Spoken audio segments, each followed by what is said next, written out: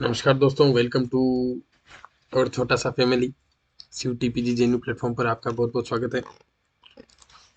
जैसा कि हमने 2 वीडियो बना दिए थे डिजास्टर मैनेजमेंट के, आपके जो कोर्स है उसका PYQ सॉल्यूशन करवा रहे हैं। आज ये तीसरा वीडियो होगा, पार्ट थर्ड। काफ़ी अच्छा रिस्पॉन्स मिला है मेरे को। काफ़ी बच्चों ने बोला कि आप करवा दीजिए सारे के सारे PYQ या मॉक्स जो भी होंगे। देखिए, मेरे थोड़ा वर्कलोड है, टाइम मैनेज करके मैं कर रहा हूँ, कोशिश करने की कर दूंगा, ऐसा नहीं है। मॉक्स भी आप बोलोगे, अगर रिस्पॉन्स अच्छा रहा, आप ज़्यादा से ज़्यादा अपने जो दोस्त है, सर्कल्स है, जो भी आपका फ्रेंड सर्कल है जिसमें लोग डिजास्टर स्टडीज़ और एनवायरमेंटल साइंस के लिए जो भी प्रिपरेशन कर रहे हैं, उनके बीच में आप चैनल फैलाएंगे तो लोग अपन से ज़्यादा जुड़ेंगे। फिर उससे क्या होगा, मैं फिर मॉक टेस्ट की तरफ जाऊँगा। अगर टेस्ट सीरीज डिज़ाइन करनी पड़ी लास्ट के दिनों में, लास्ट के वीक में, हम अच्छे से अगर मॉक्स आपको अच्छे लेवल के, आपके जो जैसा पैटर्न एग्जाम में आता है वैसा अगर मिल जाए तो आपकी काफ़ी हेल्प हो जाएगी उससे। तो आपका जेन श्योर हो जाएगा मेरे हिसाब से। तो ये वो मैं तभी कर पाऊंगा जब अच्छा रिस्पॉन्स होगा और काफ़ी ठीक ठाक नंबर में बच्चे जुड़ेंगे, तब टेस्ट सीरीज लाने का फ़ायदा है। नहीं तो फिर वो मेरे लिए भी काफ़ी सिरदर्दी का काम हो जाएगा, मैं कर नहीं पाऊंगा, इतने कम बच्चे। फिर आप समझ रहे हो ना खुद भी, इसीलिए थोड़ा सा चैनल को स्प्रेड कीजिए। जो भी आपके दोस्त यार जो भी तैयारी कर रहे हैं उनके बीच में फैलाइए, ताकि हम ऐसे ही जर्नी करते रहें। PYQ भी करेंगे, मॉक्स भी करेंगे, और अलग से अगर कोई टॉपिक पढ़ाना हो वो भी मेरे को बता दो, ताकि मैं उसके लिए अलग से मैं वीडियो प्रिपेयर कर दूंगा आपके लिए, ठीक है। तो चलिए शुरू करते हैं। क्वेश्चन नंबर 57 था, आगे बढ़ते हैं, क्वेश्चन करते हैं कि which social science perspective use disaster as opportunity for social change and transform action. इसमें कौन सा सोशल साइंस का पर्सपेक्टिव है, वो देखता है डिजास्टर को एक अपॉर्चुनिटी की तरह for social change and transform actions, के पूरी की पूरी सोसाइटी में या सोशल चेंज हो जाएगा या ट्रांसफॉर्मेशन हो जाएगा कोई भी सोसाइटी का, ठीक है। तो ये वो अप्रोच होती है आपके पोस्ट मॉडर्निज्म। ये है आपका ऑप्शन नंबर 4, ठीक है। तो इसमें क्या होता है कि the inter regional cooperation, recession of the politics, hostility, recession and downfall to build conductive climate for dialogue in the spirit of postmodernism is vital for sustenance of the planet, ठीक है। then all manners of economic and social issues received inadequate attention in the debates on environment and development and managing the global commons। ये दो चीज़ें याद रखना कि अब दो चीज़ों के ऊपर इसमें इस इश्यू पर डिबेट हो सकती है, या तो एनवायरमेंट और डेवलपमेंट, और जो ग्लोबल कॉमन्स है उनको मैनेज करने के लिए, ठीक है। तो यही है, बाकी चीज़ जो ये थ्योरी है नॉर्मल चीज़ है, ऐसे ही टॉपिक्स हैं, देख लेना, ज़्यादा एग्जाम के लिए ज़्यादा इम्पोर्टेंट नहीं है, ठीक है। तो उसका आंसर क्या होगा आपके, पोस्ट मॉडर्निज्म। ये थ्योरी है सोशल साइंस, जो पर्सपेक्टिव है उससे क्वेश्चन पूछा है यूनिट, आई थिंक यूनिट 2 में है ये आपके, ठीक है। नेक्स्ट क्वेश्चन की तरफ मूव करते हैं। विच of the following is not a type of vulnerability assessment approach. कौन सा वल्नरेबिलिटी असेसमेंट का अप्रोच नहीं है। तो इसका क्या होगा, देखिए कोई भी वल्नरेबिलिटी है उसका कोई सोशल अप्रोच नहीं होता। सबसे पहले तो इसका ऑप्शन नंबर 3 सही आंसर है। वल्नरेबिलिटी को आप सोशली कैसे अप्रोच करोगे, जबकि उसकी क्वांटिटी मेजर कर सकते हो, क्वालिटी मेजर कर सकते हो, और उसका मिक्स मेथड अप्रोच है, यानी plus quantity plus quality both. If you measure both quality and quantity, then it is called as mix method approach, ठीक है। अब vulnerability assessment is a interdisciplinary process है, undertaken to underneath both short term and long term. दोनों type के हो सकते हैं, direct हो सकते हैं, इनडायरेक्ट हो सकते हैं, और losses likely in case of A disaster. It involve detailed investigations include on the field observations, surveys and statistical analysis. जो भी वहाँ उस एरिया है उसका मैप बनाना, वहाँ पर सर्वे करना, ताकि कि वो एरिया कितना वनरेबल है किसी भी पर्टिकुलर डिजास्टर के लिए। जैसे आप अगर नॉर्थ इंडिया के जो स्टेट्स हैं, जैसे जम्मू कश्मीर हुआ, या फिर लद्दाख हुआ, या हिमाचल प्रदेश, उत्तराखंड है, तो वहाँ पर अगर आप वनरेबिलिटी चेक करोगे किसके लिए, अर्थक्वेक के लिए, तो फिर आपको वहाँ पर वनरेबिलिटी ज़्यादा मिलेगी। ये श्योर सी बात है। क्यों? कि वो सारे स्टेट्स हैं वो अर्थक्वेक प्रोन जोन है, अर्थक्वेक प्रोन जोन है, तो वहाँ पर आप वनरेबिलिटी करोगे तो आपको यही मिलेगा। तो आप उससे कैसे निकालोगे? फील्ड ऑब्जर्वेशन सर्वे करोगे, statisticals analysis, remote sensing data, elevation maps का यूज करोगे अलग अलग टाइप से, ठीक है। और ये फ्लो डायग्राम है, जैसे ये देखिए हजार्ड है और वनरेबिलिटी, अडेप्टिव कैपेसिटी, ये तीनों चीजें जहाँ पर जाके ओवरलैप करती है वो होता है आपका रिस्क। रिस्क क्या था? Magnitude of the damage. अगर पॉसिबिलिटी ऑफ डैमेज है तो वो था आपका रिस्क। क्या था? पॉसिबिलिटी या प्रोबेबिलिटी, प्रोबेबिलिटी ऑफ डैमेज, ठीक है। कोई भी इवेंट के उसमें पॉसिबिलिटी है डैमेज होने की, वो होगी रिस्क, ठीक है। अब हजार्ड क्या हो सकता है? कोई फ्लड हो सकता है, हीट वेव होता है, स्टॉर्म या हाई विंड्स, कुछ भी हो सकता है, ठीक है। वनरेबिलिटी यानी इंफ्रास्ट्रक्चर वनरेबल हो सकता है, वहाँ की कम्युनिटी वनरेबल हो सकती है, बिल्डिंग्स। फिर एडेप्टिव कैपेसिटी यानी information and resources, stakeholders और इंस्टीट्यूशन एंड गवर्नेंस, ये इन सब की एडेप्टिव कैपेसिटी होती है। ये हो गया आपका रिस्क फैक्टर, ठीक है। याद रखना, आप वनरेबिलिटी असेसमेंट उसके बारे में पूछ सकता है आपको। चलिए नेक्स्ट क्वेश्चन की तरफ मूव करते हैं। Question number 59। इसमें क्या है कि which is the what is the fundamental purpose of integrating risk reduction into development planning, ठीक है। डेवलपमेंट प्लानिंग में इंटीग्रेटेड रिस्क रिडक्शन है, उसका पर्पस क्या होता है? तो रिस्क रिडक्शन है उसका पर्पस होता है to build resilience and reduce vulnerability. Resilience को बिल्ड करना और कम करना वनरेबिलिटी को to hazard over long term. Long term में हजार्ड को कम करना, ठीक है, वहाँ की वनरेबिलिटी को कम करना और रेजिलियंस बिल्ड करना वहाँ पर। तो एक development planning is guided by the annual medium and long term policy. कोई भी डेवलपमेंटल प्लानिंग होती है वहाँ पर वो कैसे गाइड होती है? वो होती है आपके एनुअल मीडियम और लॉन्ग टर्म पॉलिसी साइकिल्स के थ्रू, फिर articulated in the policy document and implementation strategies और plan, integrating risk into policies and planning cycles and associated documents provide a strong foundation और एक्शन फॉर एक्शन, ठीक है।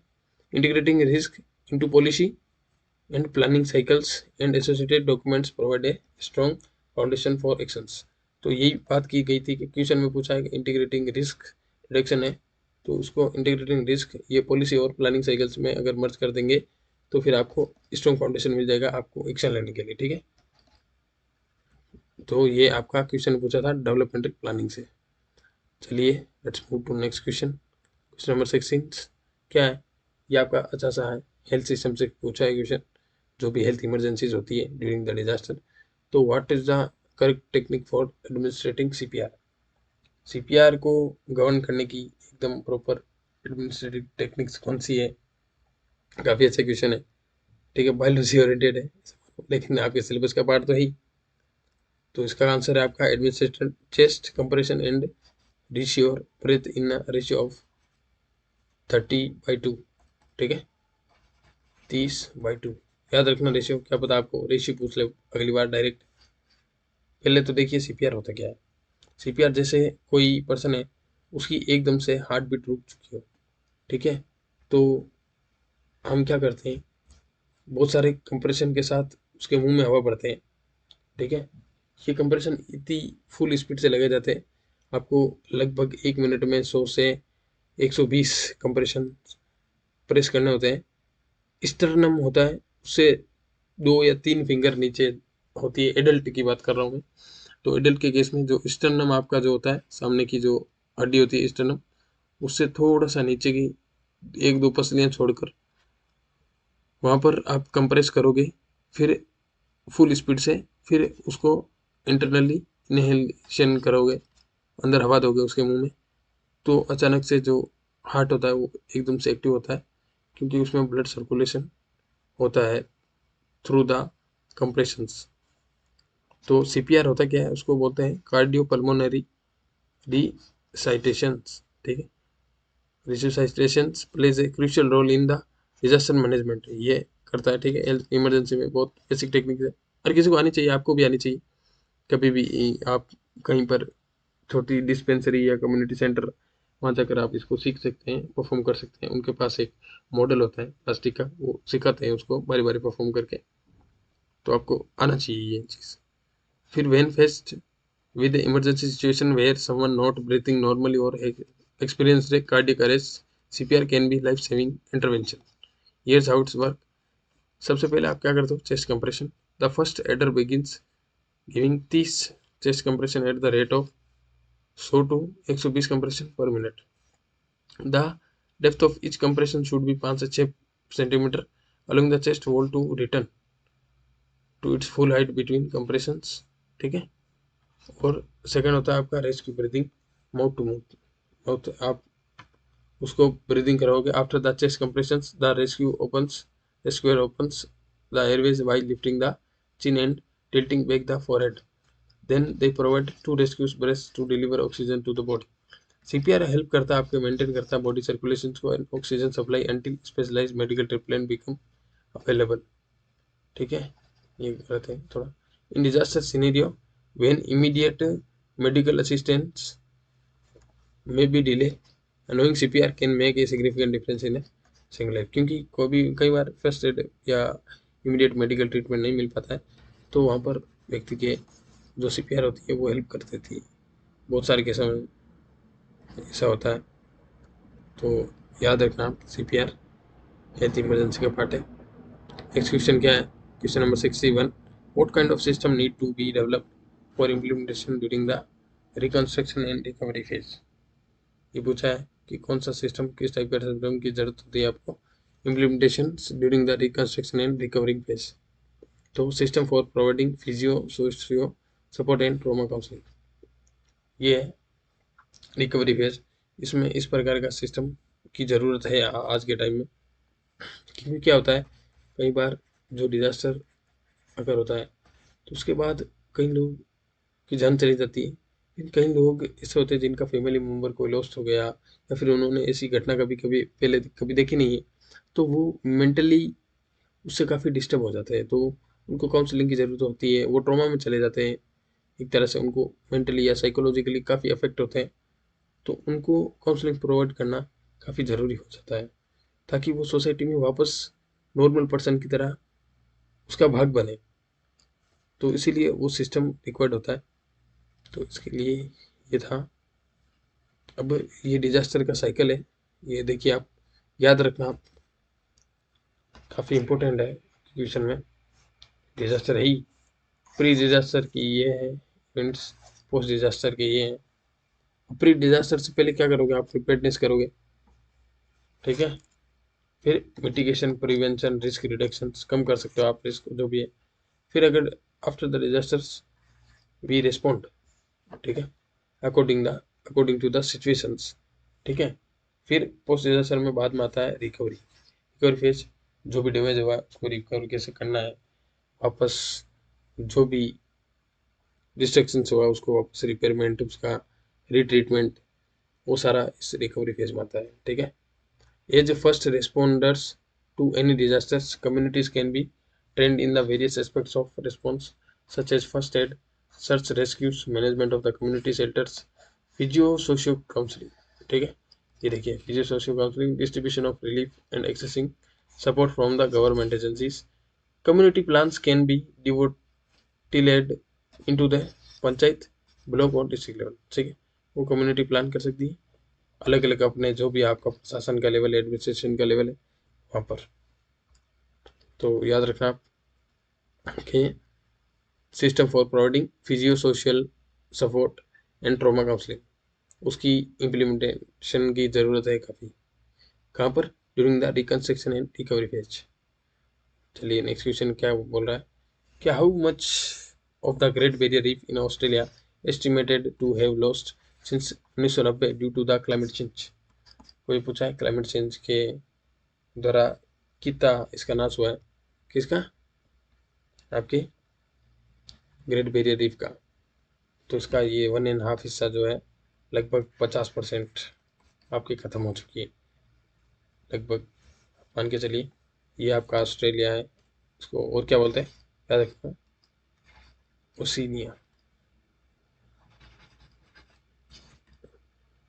Oceania, हाँ, Oceania continent, Oceania continent को ही Australia continent बोलते हैं, ये रहा ऑस्ट्रेलिया। अब ऑस्ट्रेलिया का जो ये वाला इलाका है, कौन सा, ईस्ट साइड का, तो ये आपके नॉर्थ ईस्ट मान लीजिए। ऑस्ट्रेलिया का नॉर्थ ईस्ट इलाका, यहाँ पर ग्रेट बैरियर रीफ प्रेजेंट है, जहाँ पर कोरल रीफ भी बोलते हैं, to the formation of corals. तो ये वर्ल्ड की सबसे बड़ी रीफ यहीं पर प्रेजेंट है।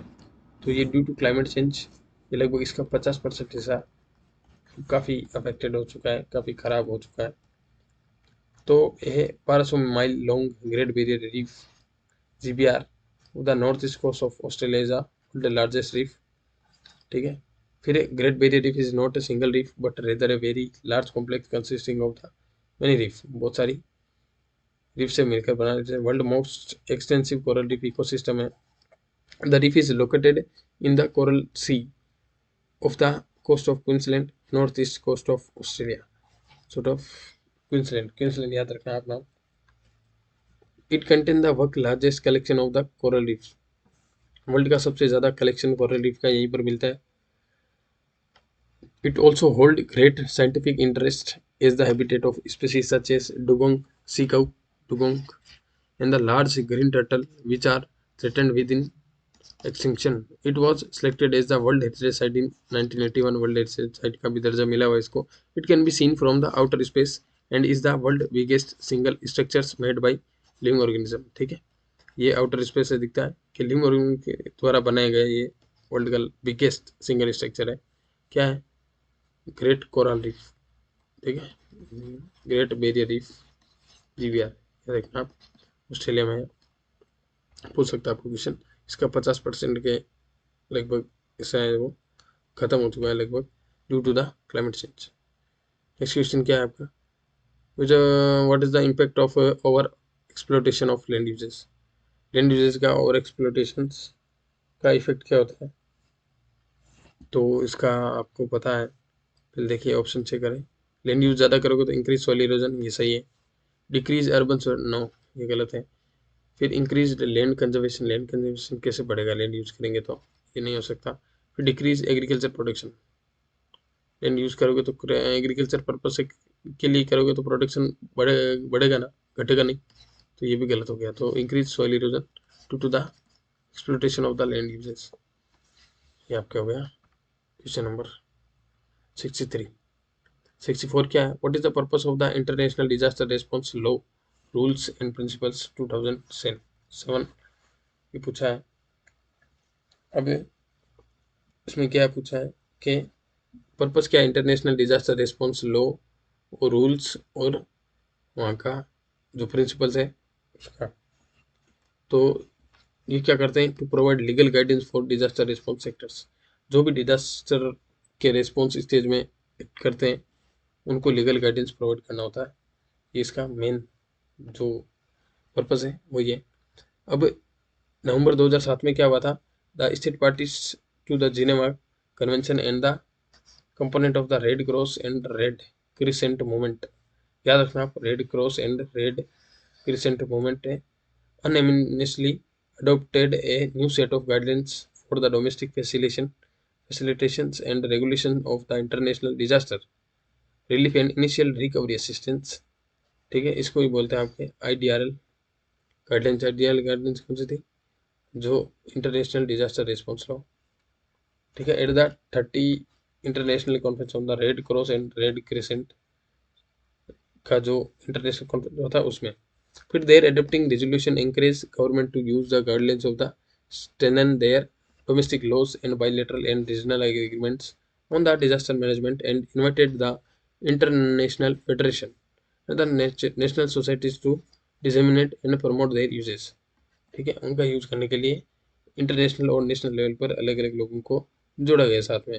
Then furthermore they invited the international federation and national societies to continue their pioneering research on legal issues in disaster management and the develop further tools and models for the improvement of the legal preparedness for disaster। ठीक है, तो अलग अलग लोगों को जोड़ा गया और उनको साथ लाया गया किसके लिए, रिसर्च करने के लिए, किसमें, लीगल इश्यूज जो भी डिजास्टर मैनेजमेंट के होते हैं उनमें। फिर further tool and models for the improvement of legal preparedness for disasters. ठीक है, इस क्वेश्चन की तरफ चले। Which of the following is the not a recommendation dead practice under the international health regulation 2005 for the countries to prevent spread of disaster except emergency situation. तो आपके क्या बता, ये जो क्वेश्चन है ये आपके आंसर की मैं ड्रॉप सेक्शन में डाल दिया। इसमें पूछा था कि इनमें से कौन सा रिकमेंड नहीं किया जाता practice under the international health regulation for by the WHO for countries to prevent the spread of disaster, रोकने के लिए एक्सेप्ट इमरजेंसी सिचुएशंस। तो इसमें कौन सा नहीं किया जाता, क्वारंटाइन किया जाता है, ट्रेवल रेस्ट्रिक्शन भी किया जाता है, वैक्सीनेशन भी किया जाता है, ट्रीटमेंट ऑफ द इन्फेक्टेड सारे किए जाते थे, जबकि इसमें नहीं का कोई एग्जाम्पल नहीं था या फिर ऑप्शन नहीं था, तो इसीलिए इस क्वेश्चन को ड्रॉप कर डाल दिया। अब इंटरनेशनल हेल्थ रेगुलेशन और IHR है 2005 में, उन्होंने क्या किया, रिप्रेजेंट किया था एक agreement between the 196 countries including all WHO members states to work together global health security. ठीक है, फिर through international health regulations countries have agreed to build their capacity to detect, assess and report public health events. Agree to build their capacity to detect, assess and report public health events. WHO play the coordinating role. WHO ने जो main किरदार था वो इसमें निभाया था। ठीक है, together with its partners and help करता था कंट्रीज की टू बिल्ड कैपेसिटीज। तो ये था IHR का काम, और WHO के साथ मिलकर वो ये करता था। फिर IHR also includes to the limit spread of the specific measure at ports, airports and ground crossing to the limit spread of health risk to neighboring countries and to prevent unwarranted travels and trade restrictions so that traffic and trade disruption is kept minimum। ये चीज़ ज़्यादा इसका role था बड़ा जब आपका आया था Covid. But में आपको पता है ट्रेवल रेस्ट्रिक्शंस अलग अलग टाइप के जो भी रेस्ट्रिक्शंस होते हैं बाहर से आने वाले लोगों पर, वो काफ़ी ज़्यादा मात्रा में लगाए गए थे। तो ये था किसका रोल, IHR का। चलिए नेक्स्ट क्वेश्चन की तरफ चलें। Then given below are the two statement, one is labelled assertion reason का क्वेश्चन है, काफ़ी ठीक है। ऐसे क्वेश्चन आपके एग्जाम में बहुत सारे हैं, याद रखना। कोई भी चीज़ इसका मतलब शो करता है कि भाई ये क्वेश्चन है ना, काफ़ी एनालिटिकल अप्रोच होता है। अगर आपको उस टॉपिक की काफ़ी ढेर सारी कंसेप्चुअल प्लस फैक्चुअल और स्टैटिस्टिक्सल जो भी नॉलेज हो, वो सारी इसमें काम देती है सेशन रीजन। कोई भी रीजन है तो उसको ये पहले क्यों लगा के आप अज्यूम करके पढ़ सकते हो। फिर ये पूछा है कि भाई रेडियोलॉजिकल डिजास्टर्स है involve release of radiation from the non nuclear source. ये सही है, radiological disaster non nuclear source है, अगर रेडिएशन निकली है तो रेडियोलॉजिकल डिजास्टर है। फिर nuclear disaster involve release of radiation from the nuclear source, ये भी सही है, ये सही है। But both are statement are correct, but R is not a reason of A। ठीक है, तो option number 2 is correct answer. Nuclear disaster involve release of radiation from the nuclear source. Nuclear source वहाँ का कोई element हो सकता है या फिर कोई भी कंपाउंड हो सकता है जो रेडियो एक्टिव हो, तो वो इसमें आ जाता है न्यूक्लियर सोर्स में। ठीक है, न्यूक्लियर सोर्स को पूरे वर्ल्ड लेवल पर कंट्रोल करने के लिए आपकी एक एजेंसी बनाई गई है जिसका हेडक्वार्टर आपके वियना में, इंटरनेशनल एटॉमिक एनर्जी एजेंसी, ये इसका नाम। फिर वियना ऑस्ट्रिया में इसका हेडक्वार्टर है। ये सब करता है inter governmental panel forum for the scientific and technical cooperation on the peaceful use of nuclear technology and nuclear power world wide. जो भी न्यूक्लियर टेक्नोलॉजी और न्यूक्लियर पावर का वर्ल्ड वाइड यूज हो रहा है उसका प्रॉपर साइंटिफिक कोऑपरेशन हो, ठीक है, और पीसफुल यूज हो, ताकि पूरे वर्ल्ड में शांति बनी रहे। तो न्यूक्लियर वेपन एक ऐसी चीज़ है जो कहीं भी डिस्ट्रैक्शंस और अशांति लाने में बहुत माहिर है, इसीलिए इसका निर्माण किया गया था IAEA। अब nuclear emergency involve the release of the energy resulting from a nuclear chain reaction और from the decay of the product of the chain reaction. Example इसका होता है nuclear power plant accident such as Chernobyl and Fukushima के accidents. ये दोनों accident थे nuclear emergency के। आपको पूछ सकता है कि भाई कौन से न्यूक्लियर एक्सीडेंट है मैच ऑफ द फॉलोइंग में, तो याद रखना आप चार्नोबिल और फुकुशिमा एक्सीडेंट। फुकुशिमा आपके हुआ था 2011 में, ठीक है, जापान में हुआ था, जिसकी वजह से फुकुशिमा सुनामी आई थी, तो जिससे वहाँ जो कोस्ट है उसके पास में एक न्यूक्लियर प्लांट था, तो वहाँ पर जो भी रेडियो एक्टिव मटेरियल था वो सारा उस पानी में मर्ज हो गया था फुकुशिमा वाले। आज तक भी वो पानी स्टोर्ड है।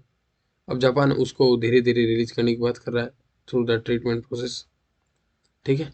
अब radiological emergencies are situations involving a radiation exposure from a radioactive sources when referring to an emergency situation regardless of its type radiation emergency term is often used। ठीक है। वो सिचुएशन है, इसमें क्या होता है, रेडिएशन एक्सपोजर होता है कहाँ से, from the radio active source. कोई भी रेडियो एक्टिव सोर्स है वहाँ से रेडिएशन निकलती है तो वहाँ पे रेडियोलॉजिकल इमरजेंसी होगी। ठीक है। क्वेश्चन नंबर 67 पर चलते हैं। 67 क्या बोल रहा है, डिजास्टर मैनेजमेंट एक्ट 2005 में आया था। ये envisages the provision for implementation the all disaster management activity of India. ठीक है। ये सारा एक्ट ये देखता है सारी जो भी एक्टिविटी होती है। India is the signatory of the Sendai framework of action 2015 से 30 for the implementation agenda in the country. तो ये दोनों स्टेटमेंट सही है, बट आप देखिए क्या ये सेकंड वाला स्टेटमेंट इसका रीजन हो सकता है, नहीं ना। यहाँ पर डिजास्टर मैनेजमेंट एक्ट की बात हो गई, जबकि यहाँ पर नीचे सेंडई फ्रेमवर्क की बात चलती है, तो ये गलत है, इसका एक्सप्लेनेशन नहीं है। बट ये तो both are statement as correct, option 2 is correct answer. The Disaster Management Act DMA 2005 was enacted by the Government of India with the purpose of efficiently managing disaster and relatable matters जो भी होते हैं। फिर Sunday framework आया था आपके 2015 से 2030, जो होगी फ्रेमवर्क हुआ था उसके बाद का जो सक्सेसिव इवेंट है वो था Sendai framework. Is a international document that was adopted by the UN member states at the third world conference on the DRR held in Sendai पंजाब। फिर endorse by the UN general assembly in the June 2015 में ये endorse हुआ था। It is the success agreement of the Hyogo framework for action 2005 से 15, the most encompassing international accord to date on DRR। ठीक है। It works hand in hand with the other 2030 agenda agreements. धीरे धीरे इसके साथ और भी एग्रीमेंट चल रहे हैं। A Paris agreement on the climate change and Addis Ababa action agenda on financing for development. Addis Ababa action है एजेंडा, इसका काम है on the financing for development. Addis Ababa कहाँ पर है, इथियोपिया जो हॉर्न ऑफ अफ्रीका में एक कंट्री उसकी कैपिटल है। तो वहाँ पर जो कॉन्फ्रेंस हुई थी एनवायरमेंट से रिलेटेड, डिजास्टर से रिलेटेड, तो वहाँ का एक्शन एजेंडा था वो फाइनेंस करेगा डेवलपमेंट के लिए। द न्यू अर्बन एजेंडा, ये भी याद रखना। फिर सस्टेनेबल डेवलपमेंट गोल्स, इसका ये चौथा पार्ट है। फिर it recognise that the state has the primary role to reduce disaster risk, but the responsibility should be shared with other stakeholder, local government और प्राइवेट सेक्टर। इसमें share करना must हो जाता है। क्वेश्चन नंबर 68, ये आपका क्या है कि landslide occur mainly due to the unstable slope. ठीक है, कहीं लैंडस्लाइड हो रही है due to the loosely packed material. ठीक है, वो आपके स्लाइड कर जाएगा due to the gravity event. ठीक है, या हेवी रेनफॉल किसी की वजह से, तो लैंडस्लाइड हो सकती है। Landslide occur mainly due to the unstable slope. ठीक है। अब slope stabilisation technique can mitigate landslide. Slope stabilisation technique can mitigate landslides. तो ये इसका रीजन है, due to the unstable slope. ये अनस्टेबल स्लोप की वजह से लैंडस्लाइड ज़्यादा होते हैं। फिर अगर स्लोप को स्टेबलाइज कर दिया जाएगा तो फिर अपन लैंडस्लाइड को रोक सकते हैं, मिटिगेट कर सकते हैं, रोक तो नहीं सकते पूरी तरह से। तो ये option number 1 is correct answer. Both A and R correct and R is the correct explanation of ए।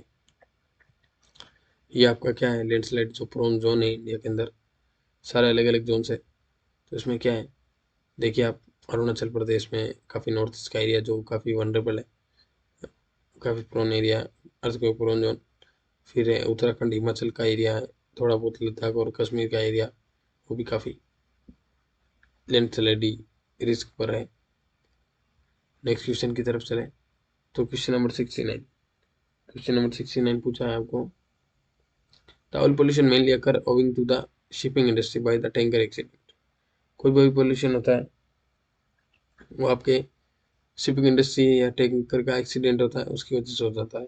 फिर रीजन क्या देते हैं लोग, अब इसमें रीजन दे रखा था, oil pollution can be easily monitored by the satellite imaging by other than other technique, ठीक है, देन एनी अदर टेक्निक्स, उसकी वजह से अपन मॉनिटर कर सकते हैं इजीली, ठीक है। तो इसमें क्या होगा, केवल pollution mainly occur owing to the shipping industry by the tanker accident, ठीक है। टैंकर एक्सीडेंट की वजह से the pollution can be easily monitored by the satellite image then any other techniques, ये भी सही है, बट ये इसका रीज़न नहीं है। स्टेटमेंट दोनों सही है बट इसका रीज़न नहीं है, तो ये आपका होगा ऑप्शन नंबर 2 इस करेक्ट आंसर। देखिए आप, ऑयल पोल्यूशन काफ़ी सीरियस इशू है पूरे ऑल ओवर वर्ल्ड में, अलग अलग इतनी सारी शिप्स चलती है ओशंस में फॉर द ट्रेड पर्पस, ठीक है। तो उनकी वजह से जो ऑयल निकलता है वो काफ़ी बड़ा पोल्यूशन कोज करता है, मरीन इकोसिस्टम को पूरी तरह बर्बाद कर देता है। Oil pollution refer to the introduction of the oil substance primarily from the anthropogenic activity into the ocean, it is at the detrimental impact on the marine ecosystem. This type of pollution came from the variety of sources, cause a range of negative effect, some of which are long lasting and sir, ठीक है। Oil spill क्या होता है, oil pollution अलग चीज होती है, इसमें क्या होता है, इंट्रोडक्शन होता है ऑयल सब्सटेंस का, जबकि ऑयल स्पिल में क्या होगा, due to the release of the liquid petroleum, ठीक है, hydrocarbon into the aquatic environment, ये हो गया आपका लिक्विड पेट्रोलियम जो एनवायरनमेंट है उसकी वजह से। अब there an average 1.8 large oil spills from the tanker incidents every in the ticket from 2010 से 2019 में 1.8 लार्ज ऑयल स्पिल्स हो चुकी है इवेंट्स। 2022 में 4 oil spills were reported in the more than 700 metric ton of oil was leaked. सबसे आपका prominent case था मोल्डी में, मोल्डी में हिंदी में लिख देता हूँ या इंग्लिश में लिखूँ, मोल्डीव्स। मोल्डीव्स में वो था जब एक जापान की जो कोई शिप या कार्गो था वो वहाँ पर टकरा गया था मोल्डीव के पास, मोल्डीव था या मॉरिशस था, सॉरी मॉरिशस, हाँ मॉरिशस था,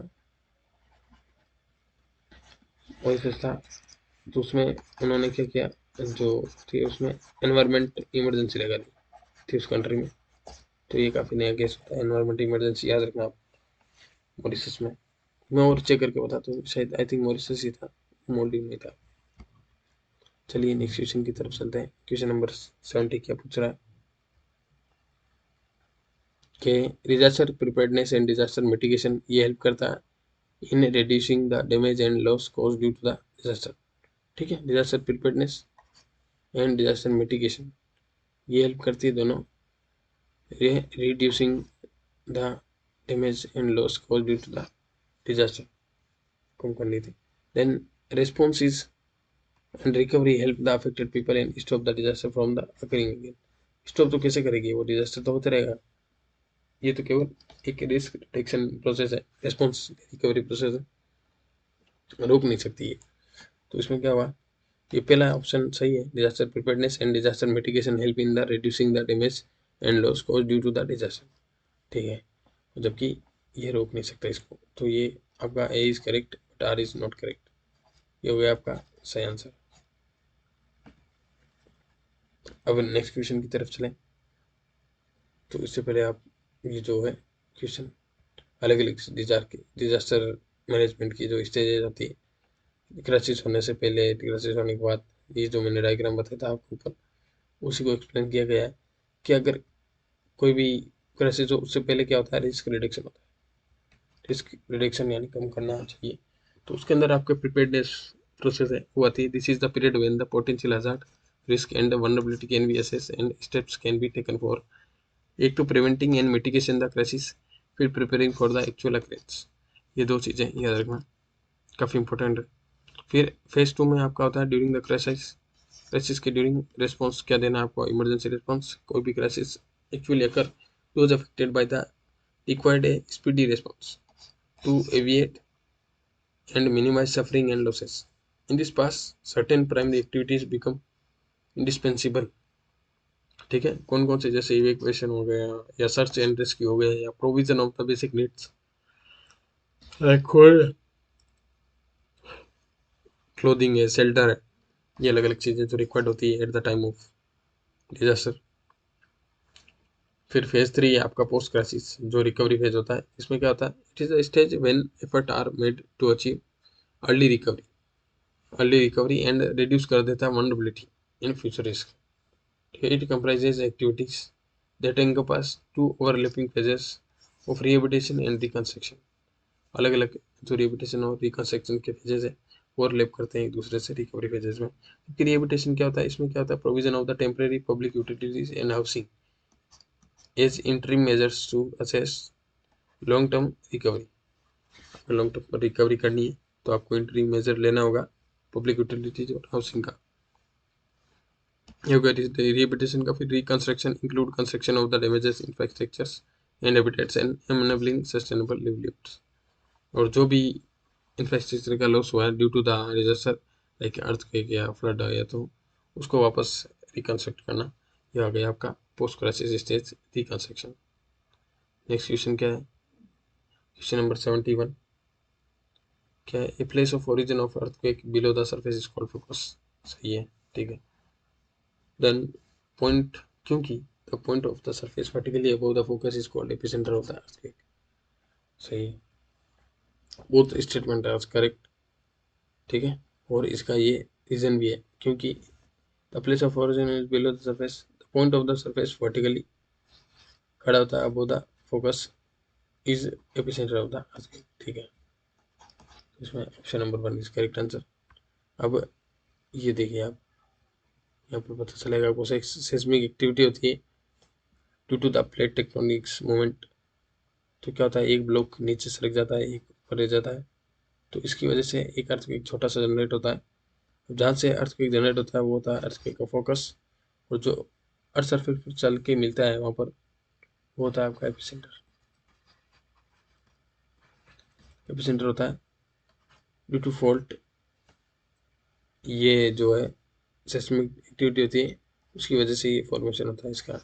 फिर वेव फ्रंट्स देखिए आप, वेव जा रही है एपिसेंटर से होते हुए, ठीक है। चलिए नेक्स्ट क्वेश्चन की तरफ चलते हैं। नेक्स्ट क्वेश्चन क्या पूछा आपको, कोस्टल इरोजन से रिलेटेड आई थी। Coastal erosion in 7 in Kerala, Kerala and is more than any other state, ये गलत है, ये काफ़ी गलत डाटा दे रखा है आपको। केरला में नहीं है, और भी बहुत सारे स्टेट है जहाँ पर केरला से ज़्यादा आते हैं कोस्टल इरोजन के केसेस देखने को मिले।